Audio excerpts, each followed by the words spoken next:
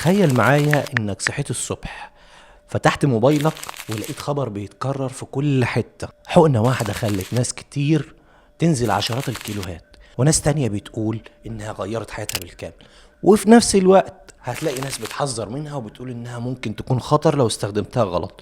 وسط كل الكلام ده طبيعي جدا تسأل نفسك: هو ايه حكاية المونجارو؟ هل فعلا احنا قدام معجزة طبية هتقضي على السمنة، ولا دي مجرد موجة جديدة هتختفي بعد شوية؟ موضوع يستحق الدراسة. الغريب بقى ان القصة كلها ما بدأتش من التخسيس اصلا. محدش كان قاعد في معمل وقال يلا نطلع حقنة تخلي الناس تخس. بالعكس تماما، العلماء كانوا بيدوروا على علاج بيساعد مرض السكر من النوع التاني، وده لان المرض ده بقى منتشر بشكل مخيف، وكل سنة اعداد المصابين بتزيد والمضاعفات بتزيد. والحلول التقليدية في ناس كتير ما كانتش بتجيب معاهم النتائج المطلوبة. واثناء التجارب السريرية حصلت حاجة ما حدش كان متوقع. الباحثين لقوا ان المرضى بجانب ان مستوى السكر عندهم اتحسن، اوزانهم كمان بدأت تنزل بشكل ملحوظ. الله الله الله. في الاول افتكروا انها مجرد صدفة، لكن كل ما عدد الدراسات زاد وكل ما عدد المشاركين كبر نفس النتيجة كانت بتتكرر. ناس بتفقد وزنها بمعدل اكبر من المتوقع ومن غير ما تكون ماشية على انظمة قاسية زي زمان. وهنا بدأ السؤال الحقيقي: ايه اللي بيعمله الدواء ده جوه جسم الانسان؟ علشان نفهم ده لازم نفهم ان جسم الانسان اذكى بكتير جدا فوق مما احنا بنتخيل. كل مرة بتاكل فيها بيحصل حوار كامل بين المعدة والأمعاء والبنكرياس والمخ. أول ما الأكل يوصل للأمعاء الجسم بيفرز هرمونات بتبعت رسالة للمخ معناها خلاص احنا بدأنا نشبع. في نفس الوقت الهرمونات دي بتساعد البنكرياس يفرز الأنسولين بطريقة مناسبة، وبتخلي خروج الأكل من المعدة أبطأ شوية علشان تفضل حاسس بالشبع لفترة أطول. لكن المشكلة يا صديقي إن المنظومة دي عند بعض الناس خصوصا مع السمنة أو السكر ما بتشتغلش بالكفاءة المطلوبة. تلاقي الشخص لسه مخلص وجبة كبيرة وبعد ساعة أو ساعتين حاسس إنه عايز ياكل تاني. مش شرط لأنه جعان فعلا، لكن إشارات الشبع نفسها بقت أضعف أو أقل في التأثير. هنا بقى بيجي دور المونجارو. ناس كتير فاكرة إنه بيحرق الدهون أو بيدوب الكرش أو بيرفع معدل الحرق بطريقة سحرية، لكن الحقيقة غير كده. المونجارو ما بيحرقش الدهون بشكل مباشر، ما بيكسرهاش وهو نايم جوه جسمك. اللي بيعمله انه بيساعد الجسم يستجيب بصورة افضل لهرمونات طبيعية مسؤولة عن تنظيم الشهية والسكر، وفي نفس الوقت بيخلي الاكل يقعد في المعدة فترة اطول، فاحساس الجوع يقل واحساس الشبع يزيد. وده السبب اللي بيخلي ناس كتير تقول لاول مرة اعدي جنب الحلويات وما بقاش عندي نفس اللهفة، لاول مرة ابقى قادر التزم بنظام غذائي من غير ما افضل طول اليوم بفكر في الاكل. ودي نقطة مهمة جدا، لان اكبر معركة في التخسيس عمرها ما كانت مع الدهون، كانت مع الشهية. فانت لو مش مهتم بالمونجارو اديك عرفت تهتم بايه؟ اهتم ازاي تسد نفسك. وهنا لازم نقف لحظة، لأن في ناس أول ما تسمع الكلام ده تفتكر إن خلاص الحل السحري وصل وكل اللي محتاجه حقنة كل أسبوع. ودي أكبر غلطة ممكن الواحد يقع فيها، لأن المونجارو رغم إنه من أقوى الأدوية اللي ظهرت في المجال ده إلا إنه مش بيلغي قوانين جسم الإنسان. لو فضلت تاكل اكتر من احتياجك، ولو ما عندكش اي حركة، ولو معتمد على الحقنة لوحدها، فانت بتقلل جدا من الفايدة اللي ممكن تحققها. علشان كده كل الدراسات الكبيرة اللي اظهرت نتائج قوية كانت بتستخدم الدواء جنب اكتر عامل، اهمهم نظام غذائي مناسب ونشاط بدني ومتابعة مستمرة، مش الدواء لوحده. وده يمكن اهم فرق بين اللي نجحوا فعلا واللي بعد كام شهر قالوا الحقنة ما جابتش نتيجة. لان الدواء ممكن يساعدك تمسك الباب، لكن انت اللي لازم تكمل المشوار وتمشي يا معلم. طيب طالما المونجارو بيقلل الشهية بالشكل ده، يبقى ليه في ناس بتنزل عليها 20 او 30 كيلو وناس تانية بالكاب بتنزل كام كيلو وتقف؟ الحقيقة ان الاجابة مش موجودة في الحقنة نفسها، الاجابة موجودة في الشخص اللي بيستخدمها. خليني اوضح لك. تخيل انك راكب عربية والعربية دي فيها احدث نظام ملاحة في العالم، بيعرفك اقصر طريق وبيحذرك من الزحمة ويقول لك امتى تلف يمين وامتى شمال. هل معنى كده انك هتوصل لوحدك؟ طبعا لا. لو فضلت واقف مكانك وما دوستش بنزين العربية مش هتتحرك. المونجارو عامل شبه كده بالظبط، هو بيسهل الرحلة لكن ما بيمشيهاش بدالك. اول كام اسبوع ناس كتيرة بتحس بفرق واضح، الشهية قلت، كمية الاكل بقت اقل، والرغبة في السناك او الحلويات بقت اهدى. وده بيخلي الجسم يدخل في عجز سعرات بسهولة اكبر من الاول، فيبدأ الوزن ينزل. لكن هنا في حاجة ناس كتيرة ما بتاخدش بالها منها، الجسم مش آلة، جسمك ذكي جدا، وكل ما يلاقي ان الوزن بينزل بيحاول يحافظ على الطاقة، بمعنى انه بيقلل استهلاك السعرات. علشان كده ممكن بعد فترة تلاقي النزول بقى أبطأ، وده طبيعي جدا، مش معناه ان الدواء وقف يشتغل.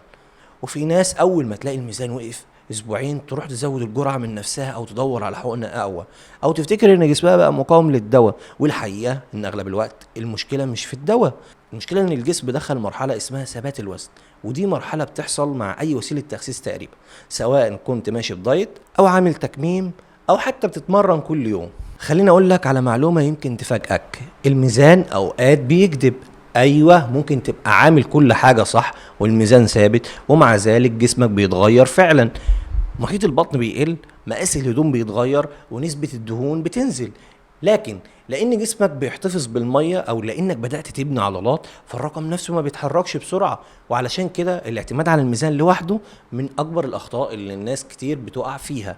طيب هل معنى كده ان كل الوزن اللي بينزل ده دهون؟ للأسف لا، ودي نقطة في منتهى الأهمية. لما الشهية بتقل بشكل كبير في ناس بتاكل أي حاجة وخلاص، أو ممكن تعدي عليها أيام ما تاكلش غير لقيمات بسيطة.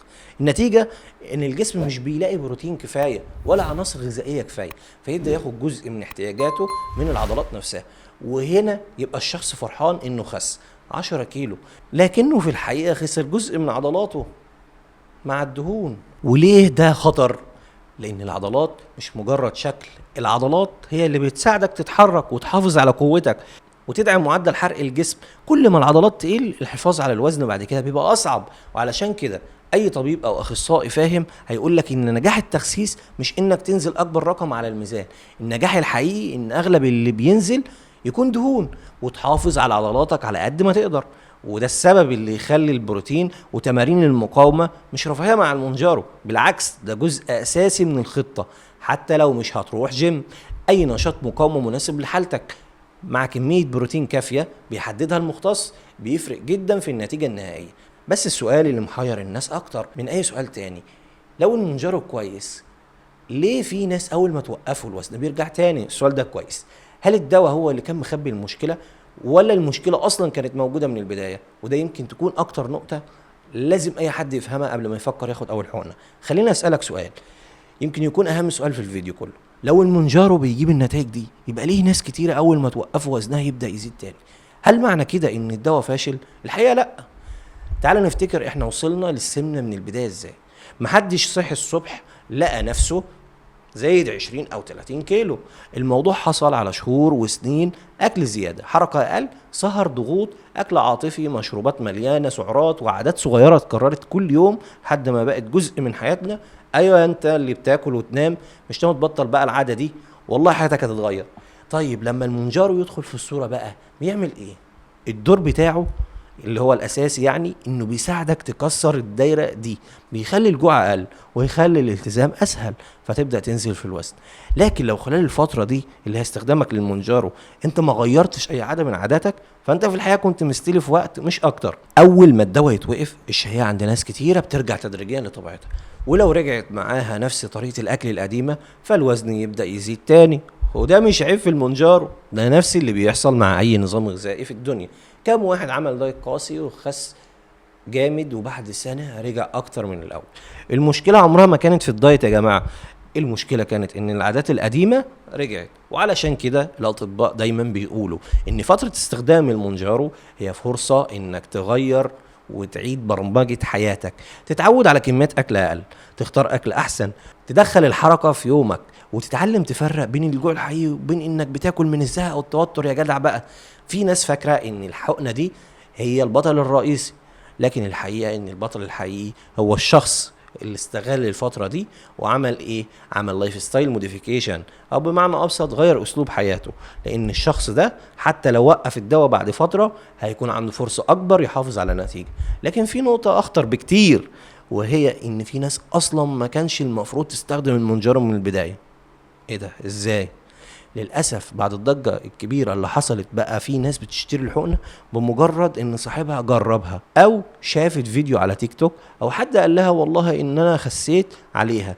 وده من اخطر الحاجات اللي ممكن تحصل. لان اي دواء قوي لازم يكون ليه مريض مناسب. مش كل شخص وزنه زايد يبقى لازم ياخد المونجارو، ومش كل شخص شاف نتيجة مع غيره هيشوف نفس النتيجة. في حالات معينة لازم الطبيب يقيمها الاول، زي بعض امراض الغدة الدرقية او وجود تاريخ مرضي معين، او التهاب البنكرياس او الحمل او الرضاعة، او ادوية تانية ممكن تحتاج مراجعة. علشان كده القرار ما ينفعش يبقى مبني على تجربة قريب او جار او فيديو على السوشيال ميديا. وده ياخدنا لحاجة اخطر، السوق نفسه. لان مع زيادة الطلب كلنا عارفين الناس اللي تحت السلم تبدأ تظهر وتشتغل، وبالفعل بدأت تظهر عبوات مقلدة ومجهولة المصدر في أماكن مختلفة. ودي كارثة حقيقية، لأنك في الحالة دي مش بتغامر بنتيجة التخسيس بس، أنت بتغامر بصحتك كلها. قبل ما تسأل المونجارو بينزل كام كيلو، اسأل الأول هل أنا أصلا شخص مناسب لاستخدامه؟ لان السؤال ده هو اللي هيفرق بين حد استفاد فعلا وحد دفع ثمن قرار متسرع وجري ورا ترند منتشر. وفي النهايه سواء كنت شايف المونجارو معجزه طبيه او مجرد ترند مؤقت، فالحقيقه المؤكده ان اسم الدواء ده قدر في وقت قصير جدا انه يبقى واحد من اكتر الاسماء تداولا في العالم، من المعامل العلميه الى شركات الدواء الى السوشيال ميديا الى حديث الناس اليوميه. المونجارو بقى ظاهره كامله مش مجرد حقنه. ويمكن بعد سنين لما الناس تبص للفتره دي تفتكرها على انها اللحظه اللي بدأ فيها فصل جديد في تاريخ علاج السمنه والسكر. هل الفصل ده هيكمل بنفس القوه ولا هيظهر بعده ما هو اقوى؟ ده سؤال لسه المستقبل هو اللي هيجاوب عليه. لكن الاكيد ان قصه المونجارو لسه ما انتهتش، واحنا غالبا ما زلنا في اول فصولها.